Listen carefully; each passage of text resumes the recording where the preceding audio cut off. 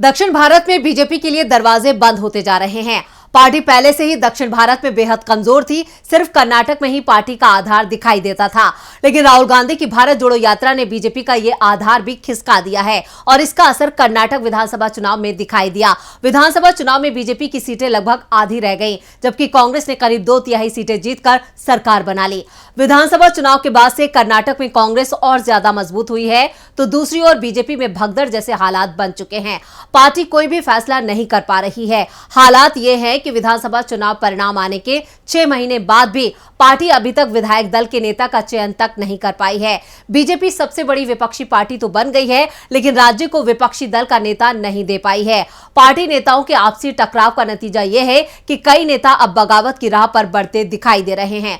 राज्य के सीएम सिद्धारमैया ने तो यहां तक कह दिया है कि हाईकमान के आदेश का इंतजार है।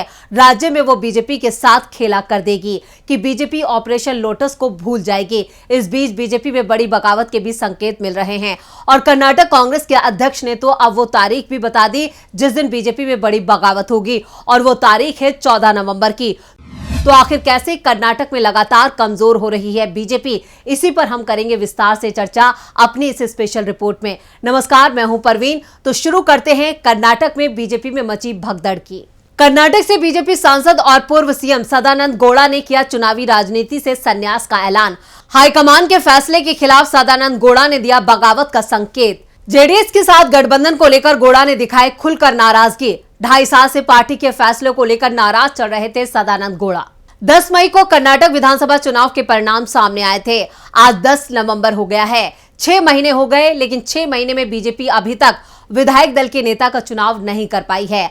राज्य में उसे जबरदस्त हार का सामना करना पड़ा था। सत्ता चली गई और अब तक बीजेपी सत्ता जाने के सदमे से बाहर नहीं आ पाई है। एक और कांग्रेस सरकार ने 6 महीने में अपनी सभी गारंटियों को राज्य में लागू कर अपना आधार तेजी से बढ़ाया है, तो दूसरी ओर बीजेपी के अंदर चल रहा टकराव उसे लगातार कमजोर बना रहा है। बीजेपी हाईकमान को भी यह एहसास हो गया है कि अब कर्नाटक में वो अकेले कांग्रेस का सामना नहीं कर पाएगी। इसलिए राज्य में तीसरी ताकत जेडीएस के साथ पार्टी ने गठबंधन कर लिया।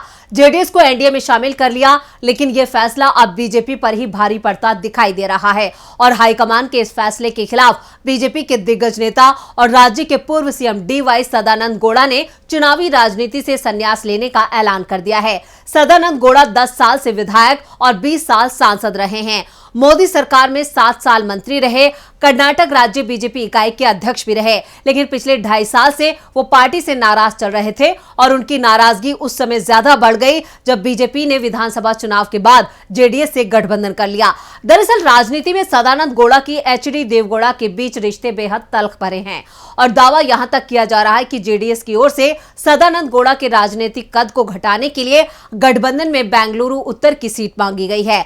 सदानंद गौड़ा बेंगलुरु उत्तर से 2014 से सांसद हैं। बेंगलुरु उत्तर सीट जेडीएस के पाले में जाने की खबर से सदानंद बेहद ज्यादा नाराज दिखाई दे रहे हैं। वैसे कहा जा रहा है कि पार्टी उन्हें चिकबंगलुरु से टिकट दे सकती है, जहां वो 2004 में चुनाव जीत चुके हैं, लेकिन सदानंद गौड़ा के तीखे तेवर बता रहे हैं कि वो अब चुनाव लड़ने को तैयार नहीं है। उन्होंने जेडीएस के साथ हुए गठबंधन पर भी जमकर हमला बोला है। सदानंद गौड़ा ने कहा कि बीजेपी और जेडीएस ने 2024 के लोकसभा चुनाव के लिए गठबंधन बनाया है। बीजेपी हाईकमान ने जेडीएस से गठबंधन का फैसला लेते समय कर्नाटक बीजेपी के नेताओं से चर्चा तक नहीं की। उन्होंने हमें छोड़कर जेडीएस से गठबंधन किया है। बीजेपी में होगी बड़ी बगावत। कर्नाटक कांग्रेस के अध्यक्ष ने कर दिया ऐलान। 14 नवंबर को बगावत करने वाले नेताओं के बताए जाएंगे नाम। राज्य में बीजेपी के लगभग सभी दिग्गज नेताओं में दिख रही है नाराजगी। 15 नवंबर को कांग्रेस में शामिल होंगे बीजेपी और जेडीएस के कई दिग्गज नेता। कर्नाटक में बीजेपी के अब तक 4 सीएम रहे हैं, जिसमें जगदीश शेट्टार विधानसभा चुनाव के समय बीजेपी छोड़कर कांग्रेस में जा चुके हैं। बीएस येदियुरप्पा को पार्टी ने पूरी तरह से किनारे लगा दिया है। विधानसभा चुनाव में भी वो ज्यादा सक्रिय नहीं रहे। अब पार्टी के कार्यक्रमों में भी वो कम दिखाई देते हैं। तो बसवराज बोम्मई, जो 6 महीने पहले तक राज्य के सीएम थे, चुनावों के बाद उनकी भी पार्टी में कोई पूछ परख नहीं बची है और अब सदानंद गौड़ा ने भी चुनावी राजनीति से संन्यास लेने का ऐलान कर दिया है। बीजेपी को लगातार झटके लग रहे हैं और इस बीच बीजेपी और उसकी सहयोगी जेडीएस को एक और बड़े झटके के संकेत मिल रहे हैं। राज्य के सीएम दावा कर रहे हैं कि उन्हें हाईकमान की हरी झंडी का इंतजार है। जिस दिन हरी झंडी मिलेगी उसी दिन कर्नाटक में खेल हो जाएगा। राज्य में अब ऑपरेशन लोटस नहीं, ऑपरेशन हस्त चलता दिखाई देगा। पिछले दिनों सिद्धारमैया ने कहा था कि कांग्रेस और जेडीएस के कई विधायक उनके संपर्क में हैं, लेकिन सिद्धारमैया ने उनके नाम नहीं बताए थे। लेकिन राज्य के डिप्टी सीएम और कांग्रेस कर्नाटक इकाई के अध्यक्ष डीके शिवकुमार ने साफ कर दिया है कि अब नामों के खुलासे का वक्त भी आ गया है। 14 नवंबर को उन बीजेपी और जेडीएस विधायकों के नाम बताएंगे जो कांग्रेस में शामिल होने को तैयार हैं। डीके शिवकुमार ने कहा है कि मेरे पास एक अपॉइंटमेंट कार्ड है जिसमें लिखा है कि हमारी पार्टी में शामिल होने का अगला दौर 15 नवंबर को होगा। जो नेता कांग्रेस में आएंगे उनमें से कुछ के नाम हम एक दिन पहले बताएंगे, जिसमें वर्तमान विधायक भी होंगे। इस बीच कांग्रेस के ऐलान के बाद जेडीएस ने अपने विधायकों को एकजुट करना शुरू कर दिया है। उनसे शपथ पत्र लिया जा रहा है। जेडीएस नेता कुमारस्वामी का दावा है उनकी पार्टी में कोई टूट नहीं है। 15 नवंबर को सामने आ जाएंगे कि किस दल के विधायक कहां जा रहे हैं, हमारा कांग्रेस में या कांग्रेस के जेडीएस में। वैसे कांग्रेस सत्ता में है और बड़े बहुमत के साथ सरकार में है। ऐसे में कांग्रेस में किसी तरह की टूट फूट की संभावना नहीं दिख रही है। लेकिन जिस तरह से बीजेपी और जेडीएस अपने विधायकों की घेराबंदी में जुटे हुए हैं, उससे एक बात तो साफ दिखाई दे रही है कि ये दोनों ही दल डरे हुए हैं। खासतौर पर बीजेपी के नेता अब 14 नवंबर का इंतजार कर रहे हैं, क्योंकि पहले दावा किया जा रहा था कि बीजेपी के करीब 1.5 दर्जन विधायक पार्टी से इस्तीफा देकर बीजेपी में शामिल हो सकते हैं। कर्नाटक में बीजेपी और उसकी सहयोगी डरी हुई दिखाई दे रही है। इस बीच उसका डर और बढ़ता दिख रहा है। दरअसल बेंगलुरु से तस्वीर सामने आई है जिसने बीजेपी की चिंता को बढ़ा दिया है।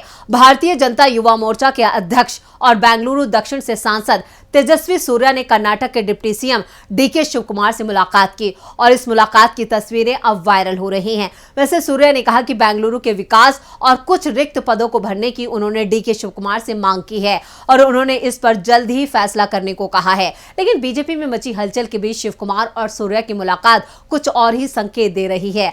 दरअसल तेजस्वी सूर्या बेंगलुरु से सांसद भले ही हो, लेकिन विधानसभा चुनाव से वो बेहद नाराज है। चुनावों के समय उनकी बिल्कुल भी नहीं सुनवाई हुई थी। यहां तक कि पार्टी के 40 स्टार प्रचारकों की सूची तक में सूर्या का नाम नहीं था, जिसके बाद से ही उनकी नाराजगी की खबरें सामने आती रही हैं। और अब जब सूर्या की कर्नाटक के डिप्टी सीएम के साथ मुलाकात की तस्वीरें वायरल हो रही हैं, तो संकेत मिलने लगे हैं कि सूर्या पार्टी छोड़ने पर विचार कर रहे हैं, क्योंकि इस समय बीजेपी में पहले से ही पार्टी छोड़ने वाले नेताओं की लाइन लगी हुई है। और अगर तेजस्वी सूर्या बीजेपी छोड़ते हैं, जिसे लेकर चर्चाएं भी चल रही हैं, तो कर्नाटक में पार्टी को यह बहुत बड़ा झटका माना जाएगा।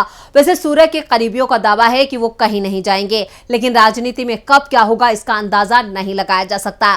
तो यहां पर बीजेपी को लोकसभा चुनाव 2024 से पहले एक बड़ा झटका लगने वाला है। इंतजार किया जा रहा था कि 5 राज्यों के विधानसभा चुनाव खत्म हो जाएंगे, उसके बाद वहां पर कांग्रेस बड़ा ऐलान करेगी। लेकिन अब इन 5 राज्यों के विधानसभा चुनावों के बीच कर्नाटक में बीजेपी के साथ बड़ा खेला होने जा रहा है।